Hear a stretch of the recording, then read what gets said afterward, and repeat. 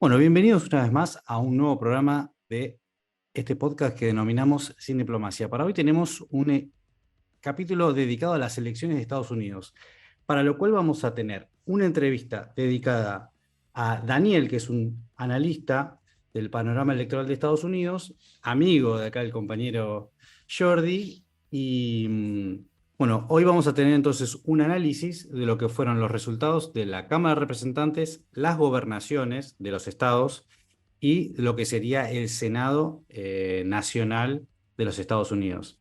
Así que bueno, vamos a empezar a presentar los resultados, así que Jordi, si me haces los honores. Bueno, pues los honores entre nosotros, no entre los mensuradores de las Mm. encuestas, porque siempre decimos lo mismo. Fallan como una escopeta de ferias que diríamos en España. No tienen habilidades perceptibles.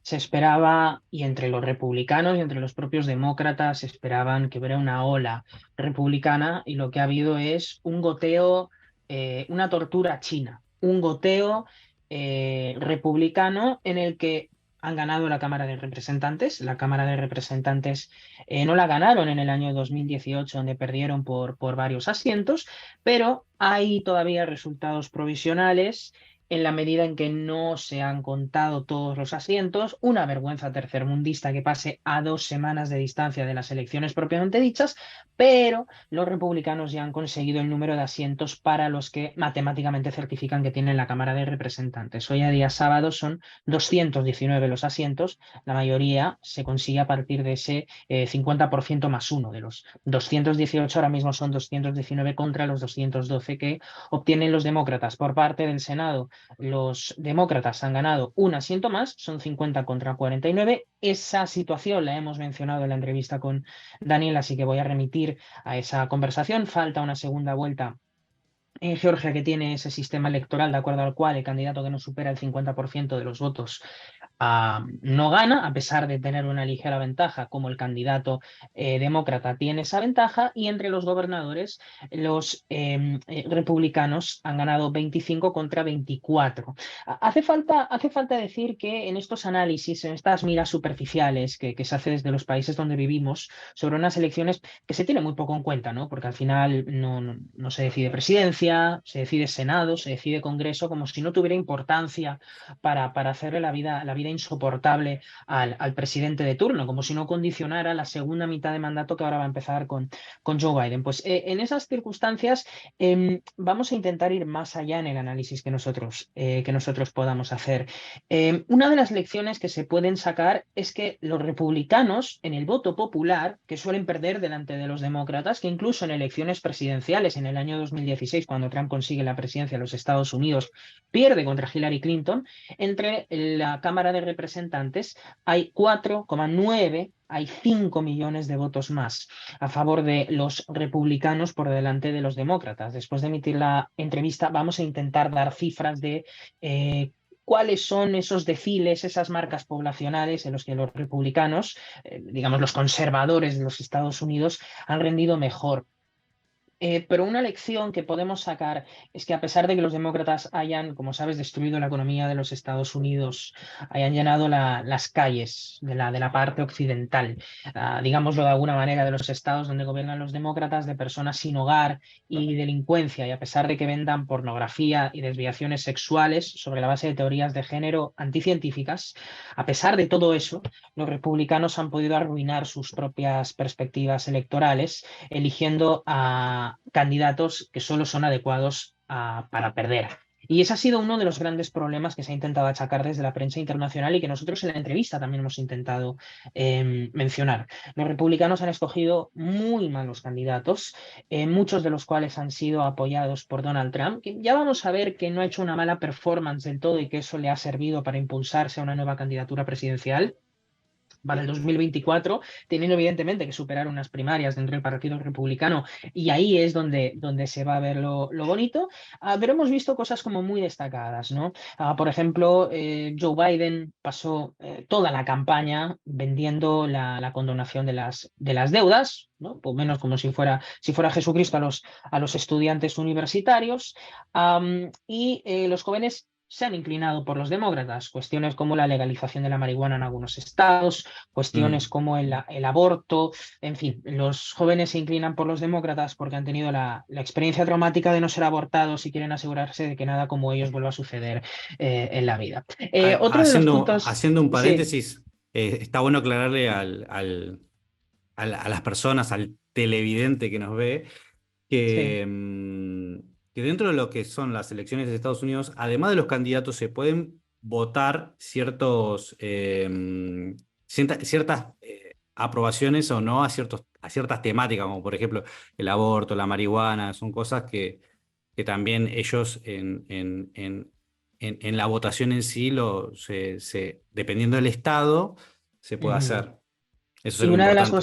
una de las cosas que hemos descubierto es que la temática del aborto estaba muy por delante de otras preocupaciones que podían parecer Mm. más estándar, aunque hay que recordar que ese famoso fallo que niega el derecho constitucional al aborto, no prohíbe el aborto en Estados Unidos, sino que lo deja en manos de los estados, de alguna forma hiperfederaliza, descentraliza esa decisión. Es una decisión tomada por la Corte Suprema de los Estados Unidos de acuerdo a criterios jurídicos. Las personas que, por ejemplo, sean pro-choice han imputado esa carga de culpa a los diputados republicanos, Mm. a los gobernadores, perdón, a los gobernadores republicanos en algunos casos, a los candidatos al Congreso o al Senado, pero es una decisión que queda en parte de la Corte Suprema. Como los demócratas han ganado el Senado, tienen la potestad de nominar nuevos jueces, pero tiene que morir alguno de los que están ahora mismo en la Corte Suprema. El Partido Demócrata es bastante mafioso, pero no sé si va a llegar a ese extremo cuando los En, recién nominados son bastante jóvenes. en Argentina eso se resolvería muy fácil. Bueno, eso es levantar un teléfono, ¿no? Es levantar un Sí. teléfono. Uno de los grandes ganadores y protagonistas, eso sí, por parte del Partido Republicano, que ahora intentan algunos rivalizar con Donald Trump, es Ron DeSantis. Abrió el estado durante la pandemia, se aseguró de que los niños pudieran ir a la escuela sin el cubrebocas, mantuvo la economía abierta, manejó huracanes, obtuvo una victoria abrumadora.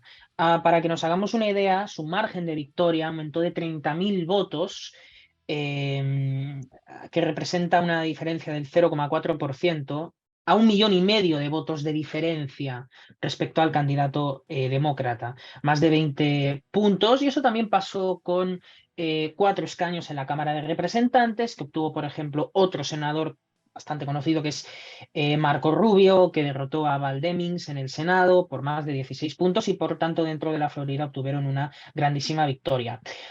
Otro de los protagonistas es Trump y algunos intentan acusarlo de ser el gran derrotado. Eso es relativo. En la noche electoral, él hizo ese conteo presumiendo de que entre los candidatos que él respaldó, 174 ganaron, 9 perdieron. Y el poder de Trump en el partido es tan grande que 2 de los 3 senadores que presentaron impeachment contra él, es decir, una especie de vacancia después del episodio malogrado del 6 de enero, dimitieron sin presentar sus candidaturas dentro del Senado. Por tanto, dentro de su propio partido ha podido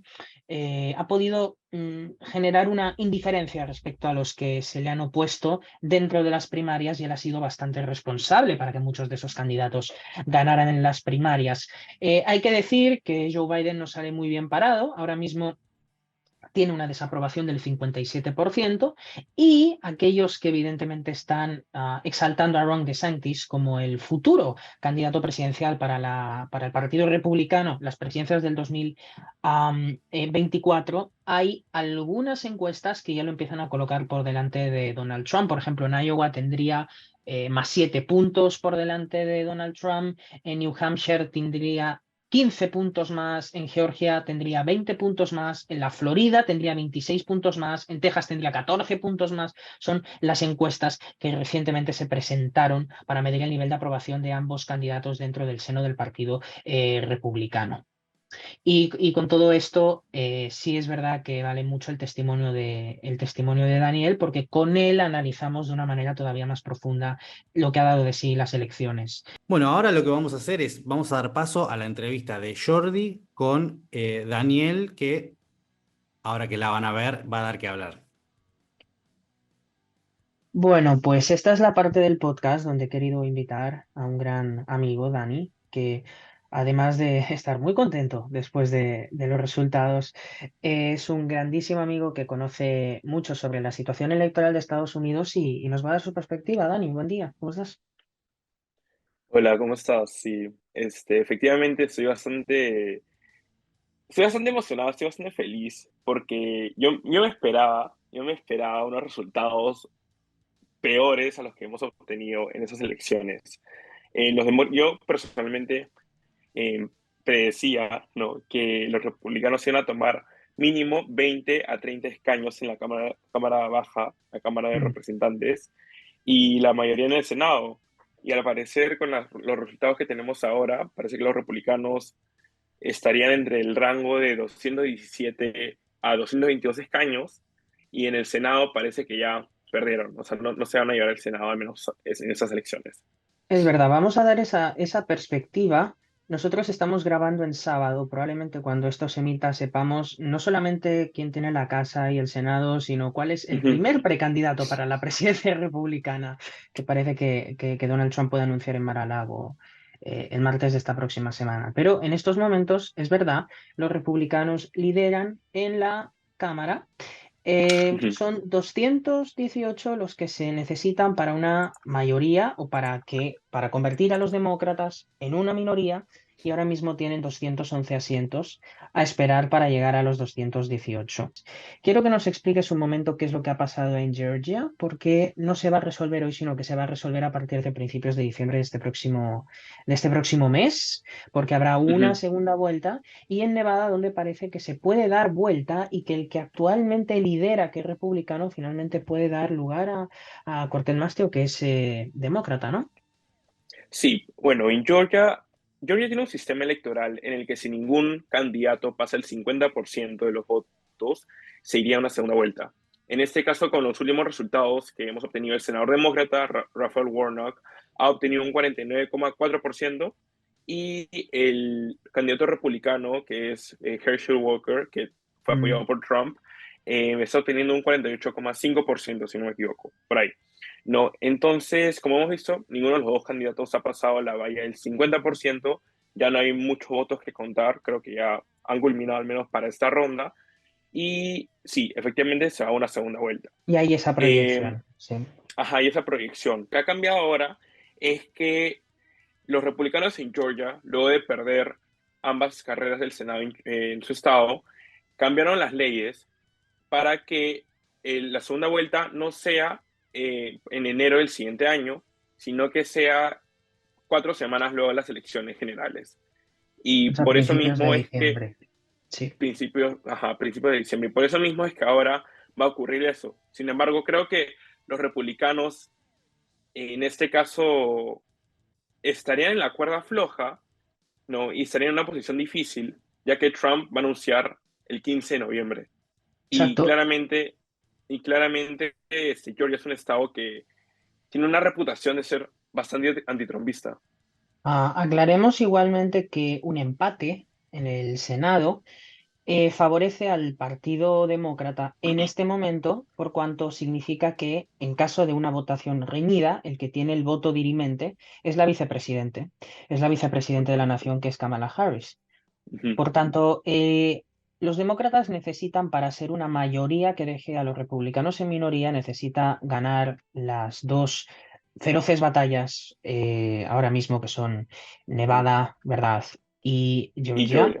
pero Ujú. con solo ganar una va a dejar a los republicanos sin la posibilidad de poder tomar la delantera en las decisiones que se puedan dar en el Senado, ¿no? Expliquemos más generalmente, más allá de estos asientos, porque recordemos que el gran Ujú. fracaso parte no solamente de que los republicanos puedan perder cualquiera de las dos cámaras, sino porque había las expectativas lógicas en unas midterm, y ahora vas a poder explicar por qué, de que los republicanos arrasarían a los demócratas.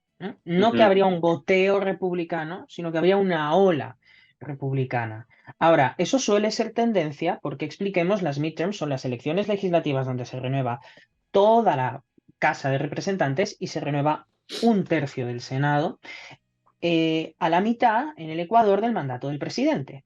Entonces siempre suele considerarse un referendo para valorar el trabajo del presidente. Entonces nos encontramos con una situación que generaba mucho optimismo dentro del Partido Republicano. Joe Biden tiene una moderada desaprobación general, pero tiene una gran cantidad de independientes que se sienten espantados por la administración o creen que su condición de vida hoy es peor que la anterior, y nos encontramos sobre todo con una encuesta que se mostró antes de los primeros resultados, de acuerdo a la cual Ujú. hay un 75% de votantes que creen que la economía está mal o está muy mal. Entonces la pregunta es clara. ¿Por qué si hay un 75% de descontento, por ejemplo, con una de las prioridades para la gestión de un gobierno, que es la economía, por qué el Partido Republicano no ha podido drenar ese descontento ganando de manera más clara esta elección, si es que la gana?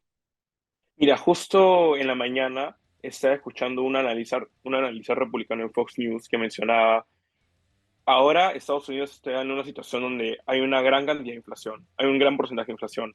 Tenemos una crisis en la frontera con México, ¿no? Y en general el estilo de vida de los americanos ha cambiado para mal, para peor. Pero esos americanos vieron a la contraparte republicana y dijeron, yo no puedo votar por esa persona, yo Mm, no puedo votar por ese partido. mm, Y por ende votaron por los demócratas otra vez. Yo creo, ¿no? Lo que ocurrió, y como también mencionaron, se mostraron en algunas encuestas de boca de urna, es que hubieron varios independientes que estaban indecisos hasta el último momento, pero que terminaron votando demócrata. Algo mm. que no pasa usualmente en las elecciones de Estados Unidos. Usualmente en las elecciones esos independientes terminan votando republicano al final, pero parece que eso cambió. Y justamente esas encuestas de boca de urna mostraban que los demócratas ganaban los independientes en varios estados, cuando las encuestas anteriormente mostraban a los republicanos liderando entre independientes por 20, 10, Mm. 15, 5 puntos. Entonces parece que esa tendencia de los independientes de votar republicano cambió en esas elecciones y en algunos estados, claramente, ¿no? Y le favoreció a los demócratas bastante. Mm. Entonces, el centro político se ha alejado del Partido Republicano y hay una tendencia en que hay fracasos de personas como Blake Masters, no superó el 46% de los Uh -huh. votos, Eric Walker, el doctor Oz en Pensilvania, un lugar arrebatado a los republicanos por un hombre, John Fetterman, al que podían haber conocido como vicegobernador, y parecía bastante fácil ganar en ese caso Pensilvania, no solamente porque el candidato demócrata no pudiera ni hablar, sino Uh -huh. porque no era un lugar donde hubiera la previsión de que el Partido Republicano perdiera sobremanera. ¿No crees que lo que ha pasado es al Partido Demócrata se lo ha votado por las ideas y al Partido Republicano se lo ha votado por la calidad de sus candidatos y que Donald Trump tiene una responsabilidad mayor en haber seleccionado a esos candidatos? Eh, yo creo que al Partido Demócrata se le votó como una muestra del anti, ¿ya? Yo Mm, creo que esa muestra del anti, por ejemplo, en el caso de Trump o del trumpismo, ha sido bastante fuerte, en especial en estados como Arizona, como Georgia, ¿no? Sin embargo, tenemos que ver, tenemos que ver según la población. Ya, por ejemplo, en esas elecciones hubo una cantidad histórica de jóvenes votando. Y como sabemos, mm. Biden puso la orden de eliminar todo ¿cómo se llama? El plan El de deuda student, estudiantil. ajá, la deuda de Mm. los estudiantes universitarios, Sí. ¿no? Como que bajar la deuda. Entonces, parece Mm. que esas cosas emocionaron a la base joven del Partido Demócrata y a los jóvenes en general y salieron en números históricos a votar. Las mujeres también. Parece que el tema es el aborto, de Roe Ujú. v. Wade bueno, Exacto. todo ese lado, ¿no? Ha hecho que haya cierta participación de las mujeres que también fue histórico. Y como sabemos, ambas de esas poblaciones, jóvenes y mujeres, son grupos históricamente demócratas. Entonces, yo creo que temas como, por ejemplo, el de Roe v. Wade o algunas acciones que el gobierno pudo Mm. incentivar a que varios de esos grupos salgan a votar y por ende dieron la victoria a varios demócratas. Sin embargo, por el lado de los republicanos, cabe recalcar que sí, yo creo que la calidad de los candidatos ha influido bastante. Tenemos candidatos donde, disculpa, tenemos estados donde hubieron candidatos, por ejemplo, New Hampshire o Arizona, Sí. donde los candidatos para el Senado eran del lado trumpista más Ah, fuerte y mencionaban que, por ejemplo, las elecciones fueron robadas, que el aborto tiene que ser baneado totalmente, ¿no? mm, O diferentes puntos que no conectaban con la población de sus estados. Por ejemplo, hubo en la encuesta de boca de urna que mostraban, si no me de CNN, se mostraban que solamente un 30, 20, entre 25 a 30% se pensaban que las elecciones de 2020 habían sido robadas, ¿no? claro. Eh, y que justamente ese 25-30% probablemente representa la base trumpista del Partido Republicano. Sí, sí. Y por otro lado, también mostraban que la mayoría de americanos, ¿no? Más del 60% estaban en desacuerdo con las acciones tomadas acerca de Roe v. Wade. Mm. Entonces, El 25% de votantes de las midterm election consideraron que el aborto era el tema más importante.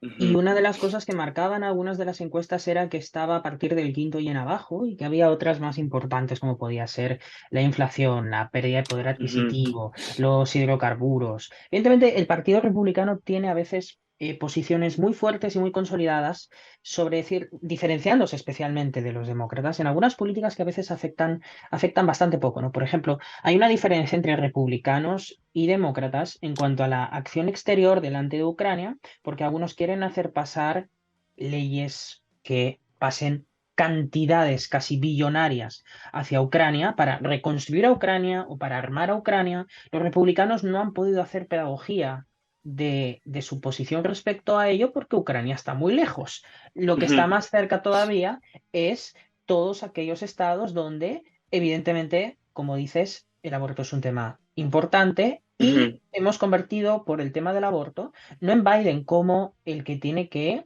pagar cuentas ante los votantes, sino que poco a menos lo han hecho la Corte Suprema por ujú. aquellos nominados por Trump que cambiaron las mayorías para que el fallo Dobbs en contra del derecho constitucional del aborto saliera adelante.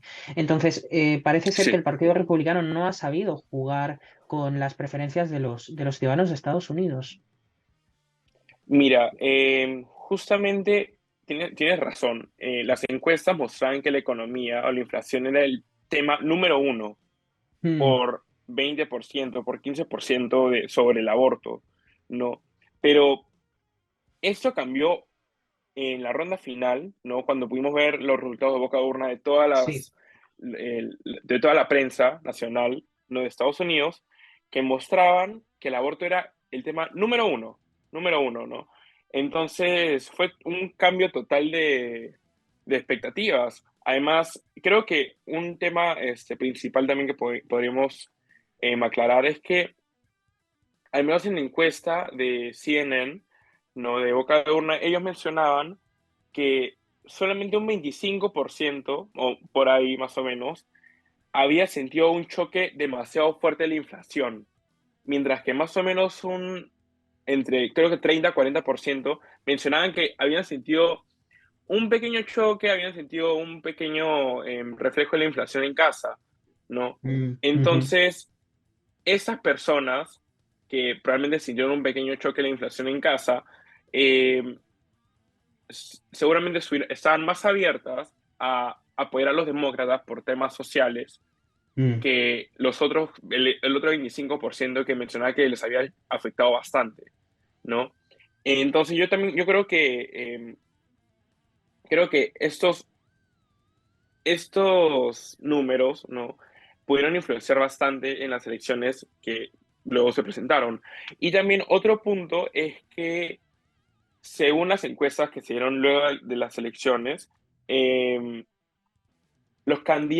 los ciudadanos que desaprobaban del gobierno de Biden, no, pero, por ejemplo, en las encuestas le dividen, desaprueba totalmente, desaprueba moderadamente, ¿no? Como que más o menos lo Mm, desaprueba. No, demostraban que aquellos que desaprobaban del gobierno de Biden moderadamente o más o menos, votaron demócratas sobre los republicanos por 7 puntos, ¿no?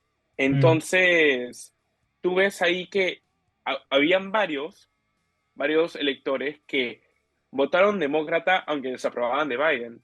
Por eso es que yo digo, ¿no? claro. Yo no creo que esas elecciones hayan sido una victoria para Biden, pero ha sido una derrota para el lado más, bueno, el lado Trumpista. que se afilia más al presidente Trump, ¿no? Ya. Del Partido Mm, Republicano. mm. Ahora, Biden estaba triunfalista en una comparecencia, tan triunfalista que aceptó preguntas de la prensa. Fíjate qué triunfalista estuvo que aceptó preguntas de la prensa. Es que Y en es, una de ellas ujú, le preguntaron, Dani, le preguntaron, dado esas encuestas a pie de urna que marcan hay un 73% de personas que creen que la gestión presidencial va por mal camino, ¿qué cambiaría? Biden contestó nothing. Ese es un corte que evidentemente no termina por dar continuidad a esa declaración, pero sería que de pronto entre la boca de urna, la elección, los demócratas están haciendo pedagogía de su buena gestión, pero hay que aclarar, esto no es un voto favorable a cómo Joe ujú, Biden o el Partido Demócrata está gestionando las cosas. Esto es un voto contra candidatos idiotas o candidatos excéntricos que no representan nada más que la base maga del Partido Republicano. Otra cosa es ujú, la victoria de Ron DeSantis en Florida, un hombre que no está en el centro, un hombre que no está en la centroizquierda, un hombre que tiene probablemente unas políticas parecidas a la administración Trump en pequeña escala dentro de la Florida, combatiendo ciertos puntos que se llamarían antiprogresistas, más cercanos a más libertad económica o a más libertades laborales o menos rigideces para, por ejemplo, la pandemia sanitaria y todo lo demás. Eh, pero claro, Ron DeSantis es muy popular en la Florida, pero evidentemente esa popularidad en la Florida no tiene por qué extenderse en el resto de la militancia republicana en el resto de los estados. ujú, Y el próximo martes Donald Trump va a anunciar su precandidatura presidencial. No va a ujú, ser el único, no va a ser el único, no va a ser como 2020, todos cierran filas para su reelección. Habrá evidentemente más personas que participen. Una de ellas puede ser ujú. Mike Pence, podría ser Mike Pence, un hombre que se desentendió de Trump a partir de finales de diciembre cuando se certificaron los resultados.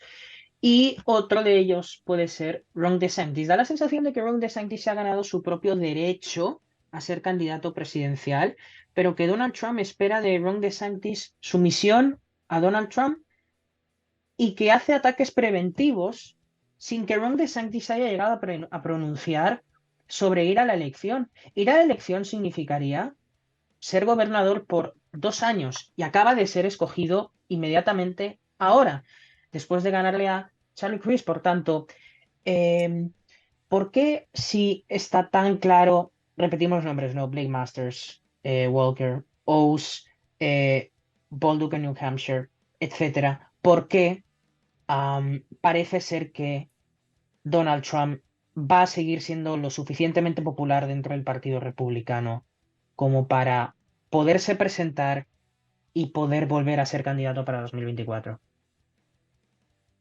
Porque él representa la base del Partido Republicano, la nueva base del Partido Republicano. Y, por ejemplo, la nueva base del Partido Republicano se podría mencionar que son muchos exvotantes de Obama, de zonas rurales, de zonas trabajadoras, de zonas de clase trabajadora, que se pasaron al Partido Republicano. Y hay votantes que antes eran sólidos republicanos de los suburbios, de las zonas más educadas de Estados Unidos, que se están pasando al Partido Demócrata. Entonces, ahí también podemos ver un cambio de electorado de ambos partidos, ¿no? Mm. Que por ende se le da cierta eh, alfombra roja para que Trump pueda llegar. Además, bueno, Trump tiene una personalidad bastante única ¿no? Y el señor, como sabemos, tiene, bueno, ya conocimientos, ¿no? De negocios, bueno, de que fue por haber sido empresario, que él sabe cómo negociar Mm, y claramente, o hasta algunas veces cómo amenazar, ¿no? A unas figuras del partido. Y mm, por ejemplo, hemos visto, eso lo pudimos ver en enero 6, bueno, cuando pasó lo de enero 6, sí. que los republicanos al inicio, todos, todos estaban de acuerdo de que Trump era el peor, que Trump había hecho esto mal, que hasta algunos decían, ¿no? Que tenía que ser impeached. Pero cuando llegó el momento, cambiaron totalmente de opinión y dijeron, no, no, no, no, o sea, no, eso acá es inconstitucional, eso acá no se puede hacer, eso acá no, o sea, y ahí tú veías ese miedo que existe dentro del Partido Republicano, porque ahorita el Partido Republicano, sí, está dividido. El Partido Republicano tiene el lado de la base trumpista, ¿no? Que sí, puede ser es populista, conservadora, todo. Luego tienes el otro lado, que es la base conservadora, más conservadora del partido, pero que no es trumpista, ¿no? Que es la de Ron DeSantis, la de Chip Roy, la de Mike Pence, porque Mike Pence también es bastante conservador, Mm, pero no es trumpista. Y la gente los confunde muchas veces con ser moderados, porque, bueno, tiene ese punto de vista de que el Partido Republicano es el partido trumpista.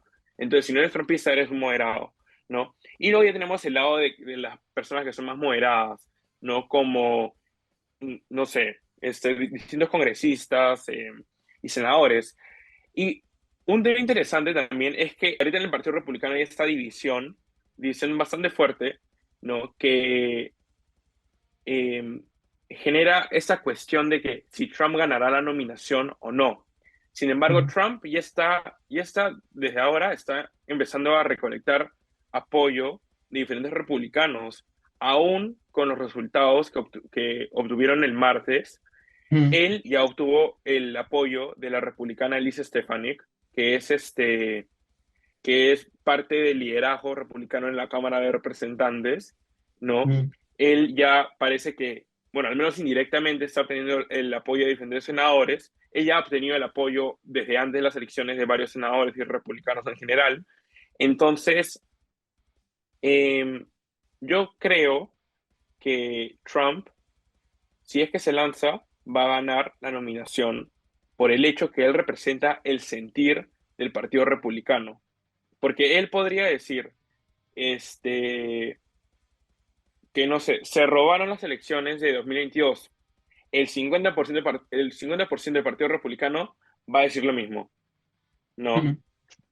Y esto va bastante también por el lado del fanatismo y sí, yo creo que va bastante por el lado del fanatismo que hay con Trump en el Partido Republicano. Yo no creo que DeSantis aceptaría ser vicepresidente de Trump con las expectativas que se tiene de una candidatura de él, ¿ya? Mm, Porque en sí, ser vicepresidente, mira, por ejemplo, él es el gobernador más popular dentro de los republicanos, pero mm, imagínate que él se lance para vicepresidente y pierda las elecciones, su imagen se deterioraría por bastante, ¿no?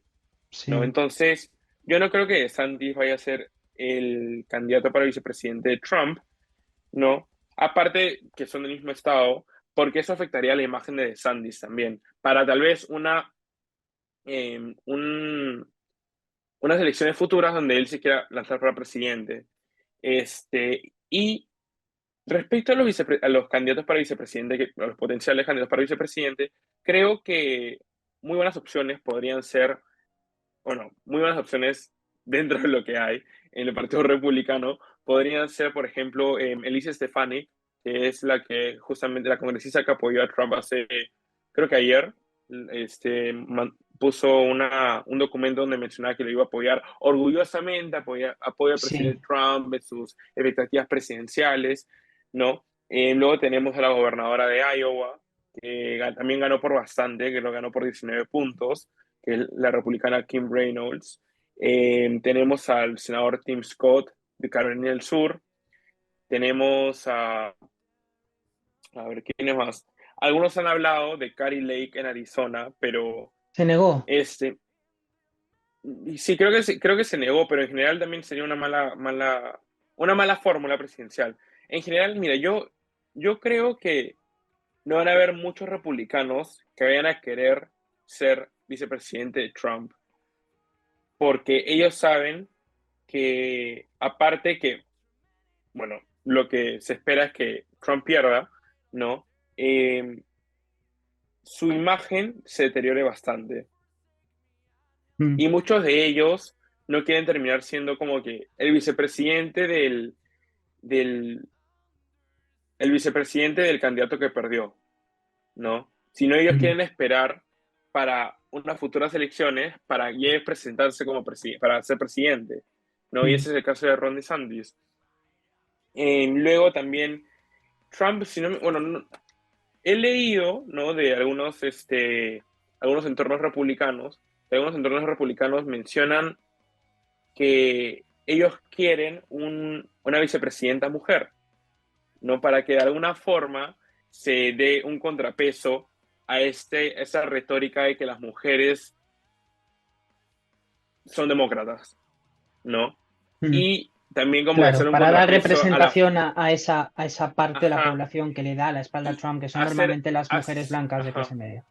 Sí, hacer un contrapeso con la fórmula presidencial de, bueno, Biden y Harris, ¿no? Porque Harris es mujer y es una minoría étnica de Estados sí. Unidos. Entonces, eso es lo que ellos quieren lograr en una candidatura que tengan, ¿no? Por ejemplo, Trump sería claramente el candidato para presidente y como vicepresidente hay bastantes opciones. La pregunta es, ¿aceptarán? La pregunta es, ¿son eh, ambos candidatos, digamos, el presidente y vicepresidente, representarán una diversidad dentro del Partido Republicano, Mm. diversidad tanto de pensamiento como, por ejemplo, de una diversidad étnica, etcétera, etcétera, ¿no? Entonces, tenemos que tomar eso en cuenta al momento de Mm. decir, tal vez este de acá sea un candidato que lo acompañe a Sí. Trump. Una opinión personal es que como dentro del Partido Republicano hay oposición a la identity politics, probablemente no se busquen minorías y la diversidad de opinión, si Trump es el presidente, no habrá diversidad de opinión en el vicepresidente. Eso tiene que quedar bastante claro. Una última pregunta. Em, no hay fraude, pero hay eh, un problema de percepción y de confianza en las instituciones Mm. electorales desde hace años en Estados Unidos por parte de un grupo, siempre el que pierde. Si ganas, la desconfianza deja de existir. Em, vale, las tabulaciones finales en Nevada, en Maricopa, que es el condado más importante que recoge el 50% de los votos de Arizona, se retrasan tanto como para la próxima semana. A ver si puedes despejar dudas de que eso pueda deberse a que hay una gran conspiración para que los demócratas le den vuelta a Arizona o para que, en este caso, perdón, se la den en Nevada. ¿Por qué en Estados Unidos hay una demora tan grande para contar los votos? Ujú. Ahora, cabe recalcar también que, por ejemplo, en Arizona, Maricopa no es el único condado, ¿no? Claramente. Hay condados como Pima, donde queda Tucson, luego tenemos condados como Yuma, Mojave, Coconino, ¿no? Que son Ujú, ujú. condados que igual, de la misma forma que Maricopa, cuentan sus votos de esa manera, ¿no? Primero los votos por correo, luego los votos temprano y luego los votos del día de las elecciones. O puede ser que haya un mix en esos conteos, ¿no? Pero Mm. sí, esto usualmente se demoran así. Pero como podemos ver en esas elecciones, los condados más pequeños son los que claramente han contado más rápido. Creo que ahorita hay unos 5 condados que han terminado con el conteo, ¿no? Se podrán haber con unos 100, 200 votos más por ahí, pero en general ya han terminado con el conteo, ¿no? Y los condados más grandes son los que quedan. Entonces, por ese lado, justamente van también las conspiraciones, que muchas veces dicen que en esos condados grandes se roban las elecciones, se roban votos, Sí. ¿no? Pero sin embargo, este, esos condados tienen, aparte de que tienen cabezas que ven o manejan las elecciones, que son republicanas, ¿no? Eh, Ellos permiten que hayan observadores de ambos partidos. En Nevada lo que ocurre es que el Estado le da la oportunidad a los electores que hayan tenido algún error, por ejemplo, en sus votos por correo, digamos, no han cerrado el envelope, no han colocado unos datos, ¿no? El Estado les da la oportunidad de que cambien esas cosas y lo devuelvan para que sus votos sean contados, ¿no? Entonces, por ese lado, eh, se genera una demora, ¿no? Por esos votos que todavía están ahí por verse, ¿no? Y luego también ocurre más o menos lo mismo que en Arizona, ¿no? Se votan los votos por correo, los votos tempranos y los votos de las elecciones. Sin embargo, lo que ocurrió ahorita en Nevada sí fue que en la misma noche electoral se contaron más o menos el 70% de los votos, ¿no? Y todavía quedaron algunos votos por correo que no se habían contado, ¿no? Votos provisionales, votos tardíos que llegaron tarde, ¿no? O votos que aún estaban como que están por verse, que se le vuelven a los electores para que cambien algunas cosas y luego se cuentan, ¿no? Entonces, por eso es que en Nevada se ha demorado más que en otros estados. Pero igual, Nevada, históricamente, igual que Arizona, se demora en contar sus votos. En 2016 pasó esto. En 2018 también. En 2018 fue uno de los últimos estados en reportar sus votos. De un solo condado, ¿no? De algún condado. Fue el último estado. Y justamente eso pasó también esta vez. Que tú veías el mapa electoral y tú veías que todos los estados tenían al menos un condado coloreado de rojo o azul. Nevada no tenía ninguno, ¿no? Y así se demoran, más o menos. Em, Este resultado puede ser un espejismo para el Partido Demócrata o una falsa Ujú. sensación de que no tiene que cambiar nada para las presidenciales del 2024, para que todo siga Ujú. igual, sobre todo si los republicanos siguen con los mismos nominados. Se entiende que si los republicanos siguen con los mismos nominados, el Partido Demócrata no tiene que hacer cambios en su gestión, no tiene que hacer autocrítica sobre sus 2 primeros años de gobierno. La pregunta que le hago a un Blue Dog como tú, a un moderado del Partido Demócrata es, ¿hay cosas que cambiar para estos próximos 2 años, más allá de poner el foco en el éxito electoral del Partido Demócrata, que probablemente si se mantiene el radicalismo conspirativo en el Partido Republicano, las teorías alternativas, yo siempre he dicho, hay izquierdas y derechas, pero las izquierdas y las derechas se diferencian de un mismo hecho, tienen distintas interpretaciones. Pero los conspirativos no tienen distintas interpretaciones sobre un mismo hecho. Cambian los hechos. Y unas elecciones que eran limpias se roban, Ujú. entre otras teorías. A lo largo de la pandemia hemos encontrado muchas. En, Dentro de las filas demócratas, algunos radicales que no querían reconocer la victoria de Trump por aparentes injerencias rusas. Eso pasa siempre. Pero el problema es que lo que en el Partido Demócrata en 2016 fue la marginalidad, en el Partido Republicano esas teorías están en el centro del partido porque están en quien preside el partido. Ese es el problema. Ujú. Pero del lado demócrata, hay cosas que cambiar para que ese 70 y largo por ciento de personas que creen que la presidencia de Biden no va por buen camino, vaya por buen camino. Es decir, que la gente no vote a los gobernadores demócratas por espanto por los republicanos, sino por atracción hacia los gobernadores demócratas o atracción hacia el presidente demócrata que es Joe Biden. ¿Qué es lo que tendría que cambiar el Partido Demócrata para 2024? Que tengamos demócratas que son, de alguna forma, también unas figuras importantes del partido, ¿no? Mm, Como son varios progresistas que mencionen que tenemos que quitarle fondos a los policías, ¿no? Que tenemos que subirle, bueno, subir el minimum wage a $15, sabiendo la situación económica en la que Estados Unidos está, ¿no? Y reconociendo que al final los pequeños negocios son los que van a ser más afectados por todas esas políticas, ¿no? Y el hecho que tengamos, bueno, yo, como tú mencionaste, yo soy un demócrata moderado, el hecho que tengamos demócratas que hablen del aborto como demostrando un punto en el que ellos lo apoyan indefinidamente, sin excepción, o sea, sin límites, ¿no? Hasta el momento del parto. Entonces yo creo que lo que deben cambiar los demócratas ahorita es el mensaje. A vistas de las elecciones de 2024 es el mensaje que ellos van a dar, ¿no?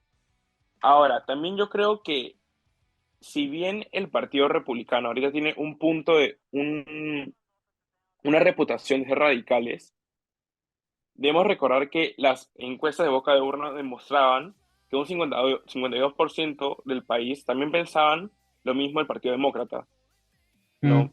53% del Partido Republicano, 52% del Partido Demócrata.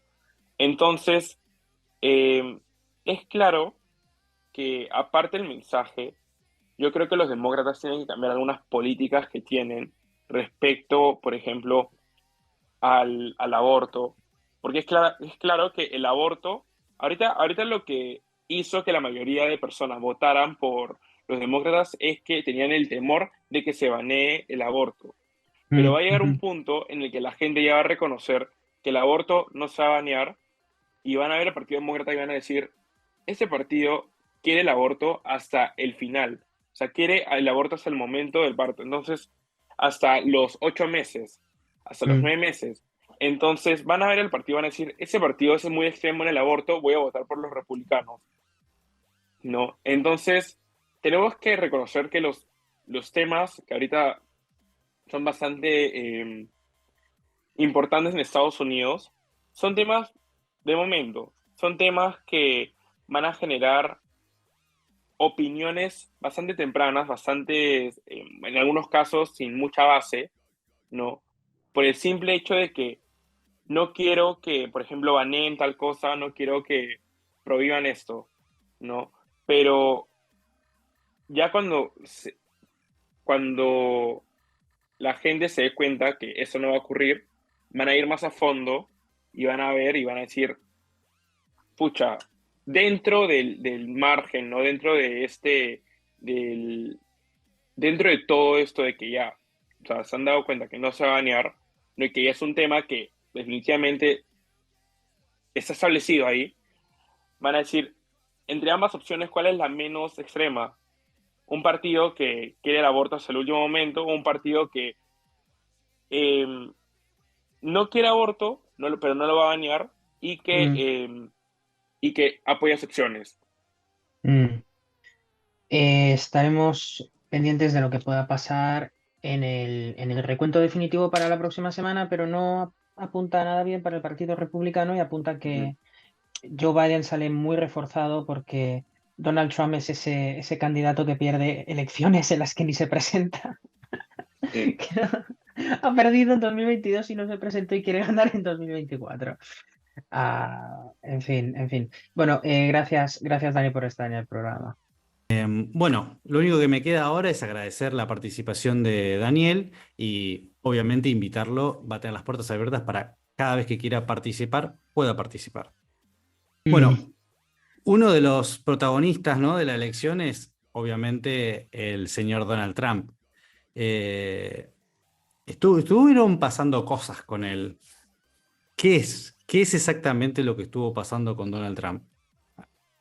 Bueno, pues es un personaje que concentra las miradas de todos. Es el personaje más querido y más odiado. Es la persona que, quizá por desgracia, espanta a los independientes, pero enfervoriza mucho a los que son propios. Y recientemente hemos sabido, y esto ya forma parte más bien de un pequeño boletín de informaciones, en estos últimos días, después de la elección, hemos sabido desde este último viernes que el Departamento de Justicia, que nosotros sabemos que Donald Trump a principios del mes de agosto recibió un allanamiento en Mar-a-Lago, en su mansión, en su residencia particular de la Florida, donde a veces hacía escapadas de fines de semana cuando era presidente bajo su administración para tener sus descansos. Era un tiempo en el que no estaba, pero recibió un allanamiento por parte del FBI para intentar detraer cierta documentación clasificada que se habría llevado a su residencia. Donald Trump habló recientemente, lo hizo el viernes en una entrevista en Fox News, donde celebró que el Departamento de Justicia está entregando sus investigaciones criminales a un abogado especial fuera del propio Departamento de Justicia para evitar los sesgos políticos que pudiera tener el Departamento de Justicia. Estamos hablando de que el fiscal general Merrick Garland nombró a Jack Smith, que es un exfiscal de crímenes de guerra, como un asesor especial para supervisar la investigación criminal del departamento sobre ese manejo de registros de gobierno de los Estados Unidos después de haber dejado su cargo y de sus acciones posibles, no, en relación a los disturbios del 6 de enero del año 2021. Por tanto, Trump es una persona muy señalada, es una persona muy, no solamente señalada, sino perseguida, porque finalmente el Departamento de Justicia no deja de ser la forma a través de la cual el gobierno está intentando perseguir a un opositor. Y eso, junto a que los resultados electorales se conozcan 2 semanas después del día de la elección, y junto con algunas declaraciones como las que veremos próximamente de Chuck Schumer, que es el presidente de la Cámara del Senado por parte del Partido Demócrata, no termina de hacer de Estados Unidos la nación que alguna vez fue la defensa de ciertos ideales de no injerencia del poder político, en este caso, para perseguir o para amedrentar la oposición. Y esa es una situación que ha ocurrido sobre el expresidente Donald Trump, que no solamente tendrá que enfrentar a los enemigos internos del partido, sino que tendrá que enfrentar a los enemigos externos, aunque se hayan vestido últimamente en forma de justicia. Bueno, perfecto. Me nombraste a lo que sería la cabeza del Senado demócrata, que ahora el Senado estaría controlado por el Partido Demócrata. Entonces, me gustaría que por lo menos menciones o que profundices un poco sobre ese tema porque me interesa. Bueno, Chuck Schumer, que es el máximo representante, portavoz del Partido Demócrata dentro del Senado, un Senado que a veces suele tener una tendencia a estar bastante igualado entre las fuerzas, entre el Partido Republicano y el Partido Demócrata. Ese hombre que es el jefe de la mayoría, que ahora mismo es demócrata, había un empate, ahora probablemente habrá una mayoría de ese 50+1, habló y dio unas declaraciones bastante interesantes que además voy a replicar, voy a replicar en su literalidad. Chuck Schumer dijo recientemente que ahora más que nunca nos faltan trabajadores y tenemos una población que no se está reproduciendo por sí sola al mismo nivel que antes. Y eso lo mencionó el líder de la mayoría del Senado el miércoles. La única forma en que vamos a tener un gran futuro dentro de los Estados Unidos es dando la bienvenida y aceptando a los inmigrantes, los Dreamers, y todos ellos, porque nuestro objetivo final es ayudarlos para que obtengan un camino hacia la ciudadanía, para los 11 millones o cuánto indocumentados haya aquí. No estamos hablando de unas declaraciones aisladas, estamos hablando de un proyecto político del Partido Demócrata, en un momento donde nunca antes más de 5 millones de personas habían cruzado de manera ilegal la frontera sur con el estado de Texas. Estado de Texas que evidentemente necesita del refuerzo federal por parte de la administración Biden y que no siempre ha llegado con la suficiente celeridad. Y ahora podemos saber exactamente por qué. Para aquellas personas que sean bastante simpatizantes con la inmigración, debemos decir que Chuck Schumer está haciendo referencia a los indocumentados, es decir, a las personas que por el mero hecho de llegar a los Estados Unidos son evidentemente delincuentes, personas que están ilegalmente suponiendo un problema a la seguridad pública y a la seguridad privada de los ciudadanos del país. Y además, yo quiero contrastar estos deseos en grande del Partido Demócrata con la cuestión de la inmigración con datos que tenemos arrojados sobre la injerencia de la inmigración en todo lo que el Partido Demócrata dice que necesita Estados Unidos, porque efectivamente Estados Unidos necesita más nacimientos. Me gustaría saber si los 70 millones de abortos en los últimos 50 años influyen a que haya una baja tasa de natalidad. Me gustaría saberlo si eso influye en alguna medida.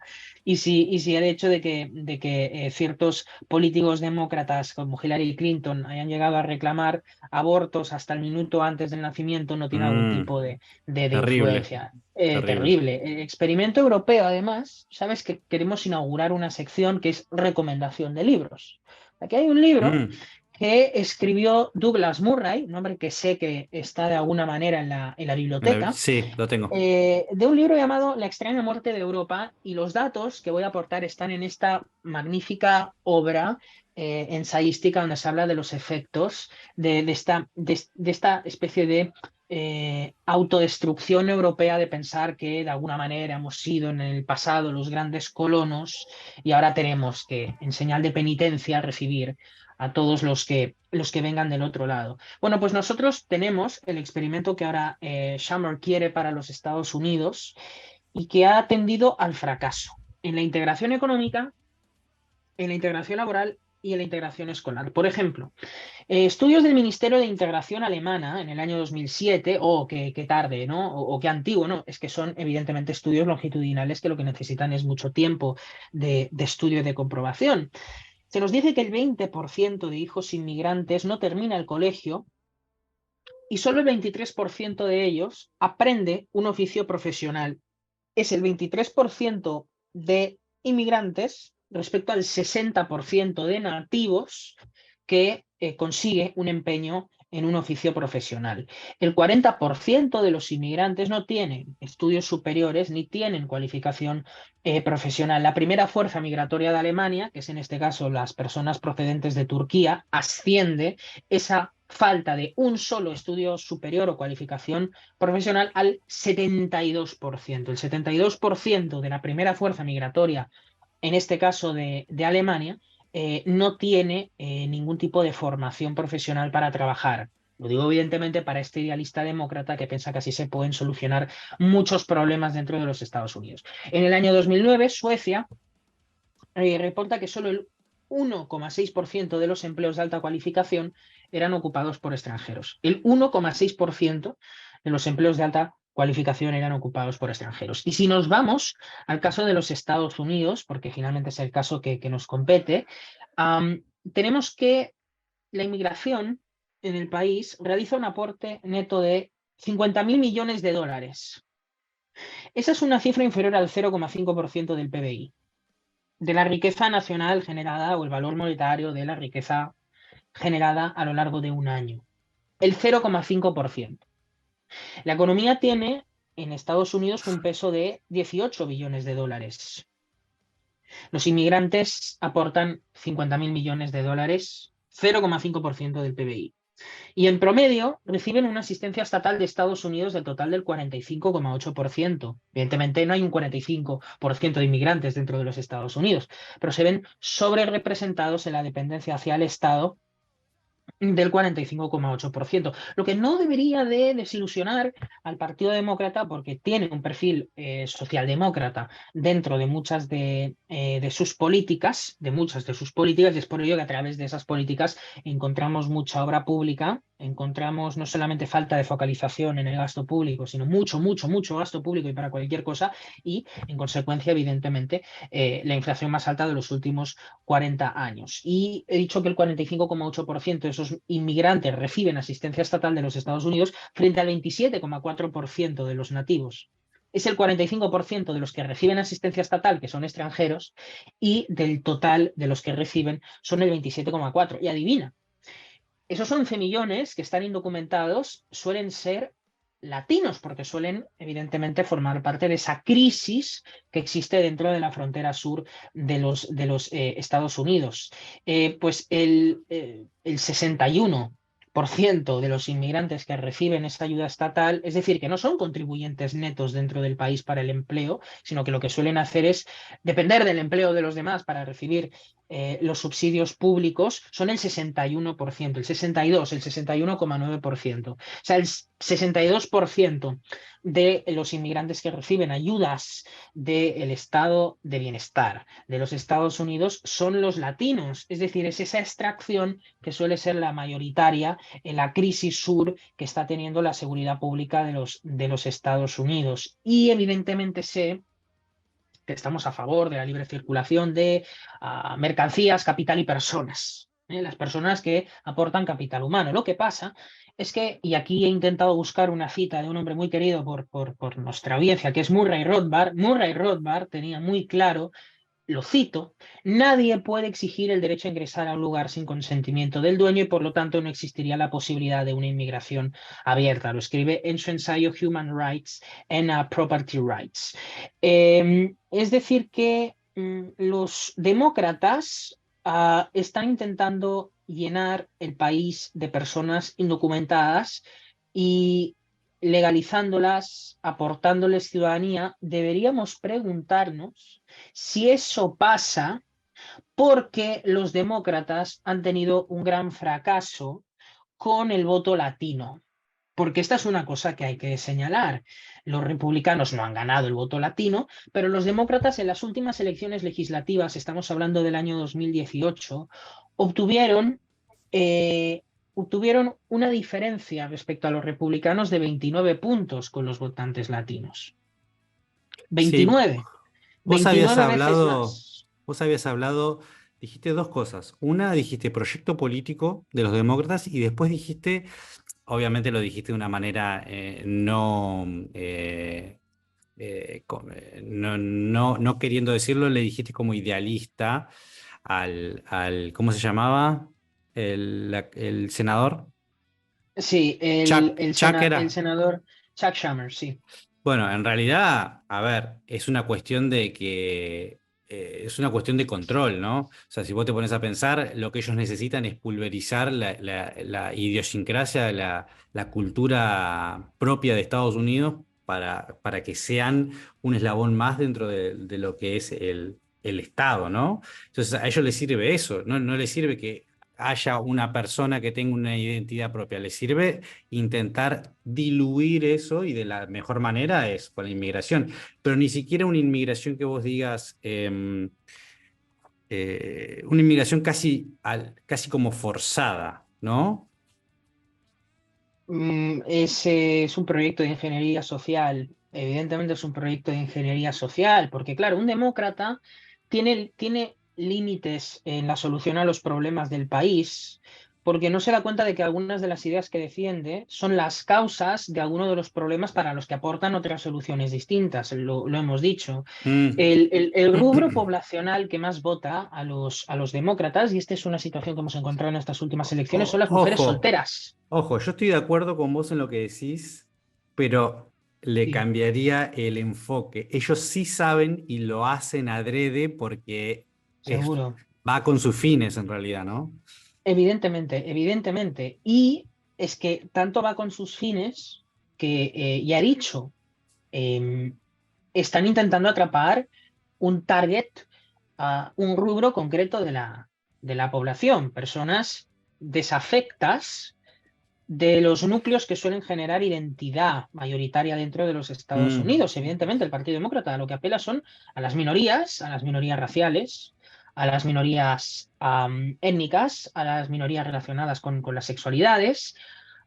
Y es por eso, quiero repetir, porque es muy relevante, el rubro que más ha apoyado a los demócratas y que más le ha prestado su voto son las mujeres solteras. Las mujeres Mm. solteras han votado abrumadoramente para el Partido Demócrata. Todo suma, todo suma. Decía, por ejemplo, Bill Clinton, que había que cambiar el estado del bienestar, el welfare, por el well work, es decir, del bienestar al bien trabajar. Porque claro, hay muchas maneras de insertar a las personas a una sociedad, a través de un estado presente o a través de un ciudadano presente a través de una persona que es capaz de responsabilizarse de su propia vida. Pero al final, cuando se producen unas elecciones, debes tener algún tipo de necesidad para votar por un partido. Y las necesidades que ha generado el Partido Demócrata son necesidades que tienen que ver con una sociedad que está cada vez más atomizada, ¿no? Muchas veces acusan al liberalismo, en el sentido hispano, de atomizar la sociedad o de individualizarla, ¿no? En realidad, lo que individualiza a la sociedad es perder el rol comunitario de la sociedad y añadirle el rol político que no tiene la sociedad, sino que tienen los legisladores, Bueno, como ese papanatas demócrata que sí. quiere legalizar a los criminales del país, a todos. Dijiste algo crucial para mí, por lo menos, es el hecho de esto de atomizar, ¿no? Claro. Porque una de las cosas que se vio a través de los años con la legislación positiva, sobre todo impulsada en un principio por los demócratas y después obviamente apoyada por los republicanos, es, por ejemplo, lo que pasó con la gente afrodescendiente, Mm. cómo destruyeron la familia y a través de ahí, cuando tenés solamente individuos o tenés solamente personas solas, lo único que tienen es el Estado. Exactamente, El target fue exactamente. destruir la figura de padre afroamericano.